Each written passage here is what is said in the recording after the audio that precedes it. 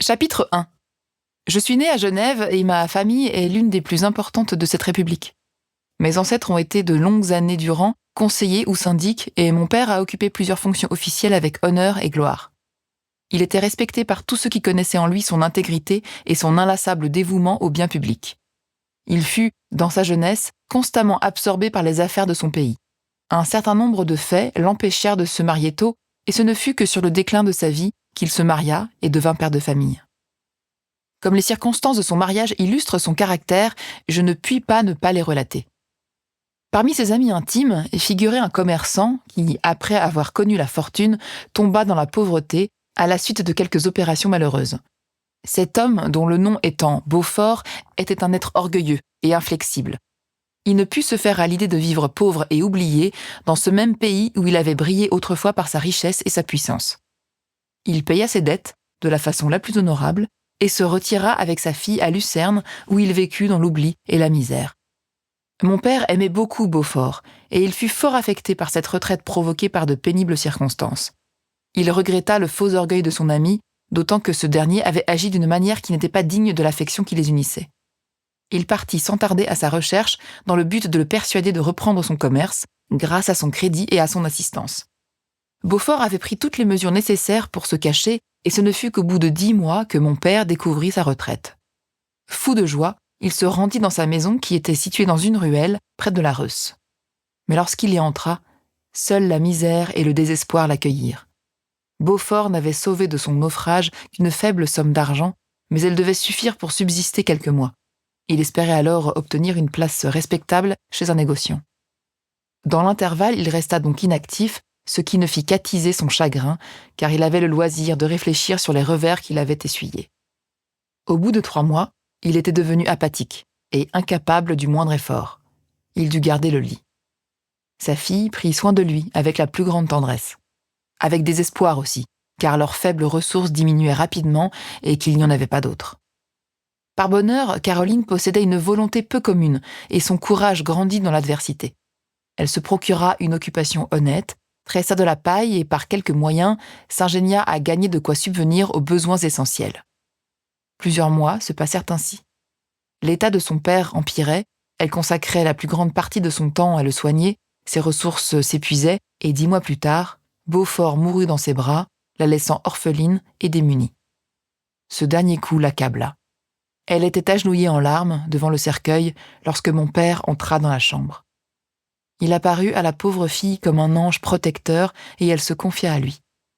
Après l'enterrement de son ami, il la conduisit à Genève et la plaça sous la protection d'un parent. 2 ans plus tard, Caroline devenait sa femme. Il y avait entre mes parents une grande différence d'âge, mais cela parut renforcer les liens d'affection et de dévouement qui les unissaient. Il y avait chez mon père un tel sens de la justice qu'il ne lui était pas possible d'aimer une personne qu'il ne pouvait pas estimer.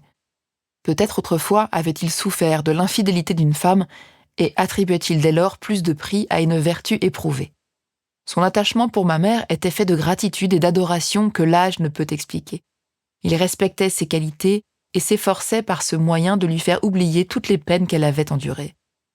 Il se comportait avec elle avec une grâce inexprimable. Tout visait à satisfaire ses désirs et ses goûts. Il cherchait à la protéger, comme un jardinier protège une plante exotique contre toute intempérie, et multipliait les attentions afin d'émouvoir agréablement sa nature douce et bienveillante. La santé de ma mère et même sa tranquillité d'esprit avaient été fortement ébranlées par le malheur. Mon père, durant les 2 années qui avaient précédé son mariage, avait progressivement abandonné ses fonctions publiques. Après leur union, mes parents gagnèrent aussitôt l'Italie.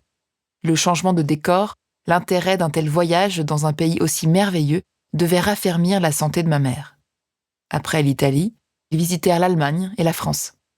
Moi, leur premier enfant, je naquis à Naples, et déjà en bas âge, je les accompagnais dans leur périple.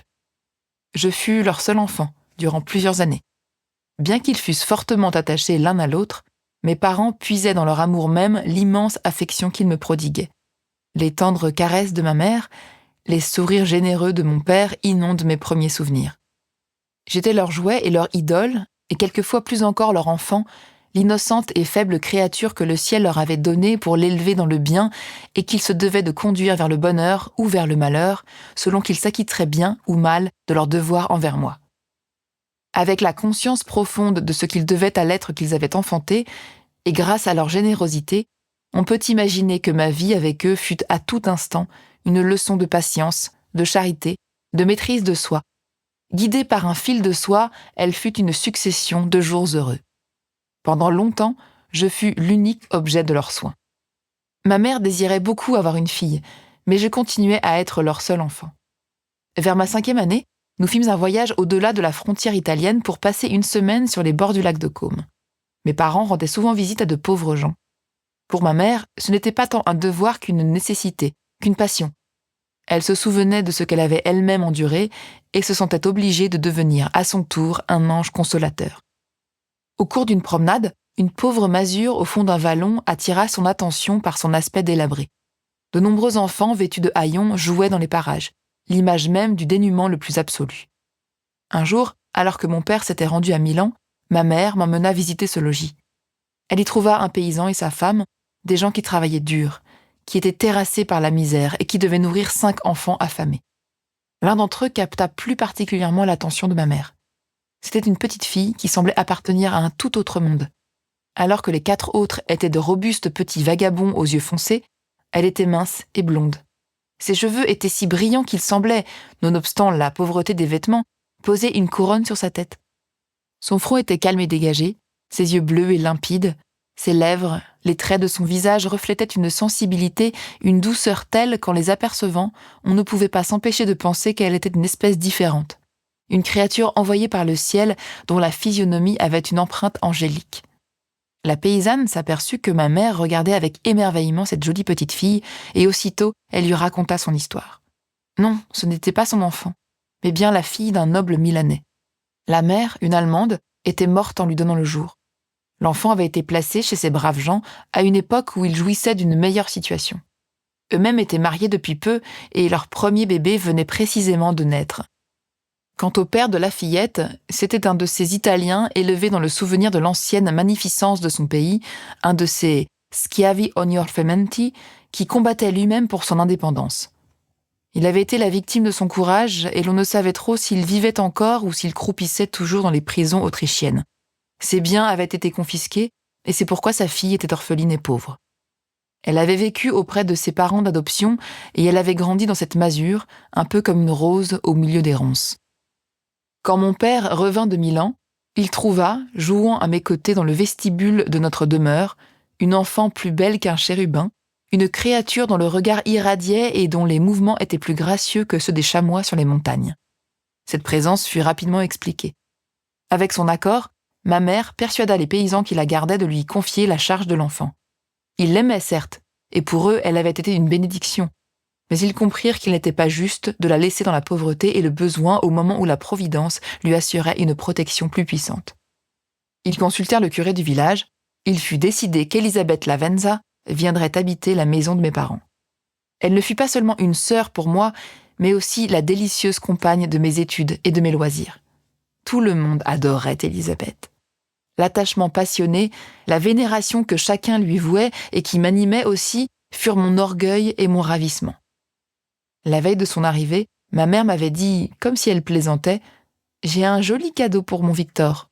Il le recevra demain. » Et c'est pourquoi, lorsqu'elle me présenta le lendemain Elisabeth comme le cadeau qui m'était promis, je pris ses propos à la lettre, avec la gravité de l'enfance, et je voulus tenir Elisabeth pour mienne, afin de la protéger, de l'aimer et de la chérir. Les louanges qu'on lui adressait, je considérais qu'elles m'étaient destinées. Nous nous appelions familièrement cousins et cousines. Aucun mot, aucune expression ne pourrait traduire l'amitié qu'elle me portait, elle qui était plus que ma sœur et que je voulais à moi jusqu'à la mort.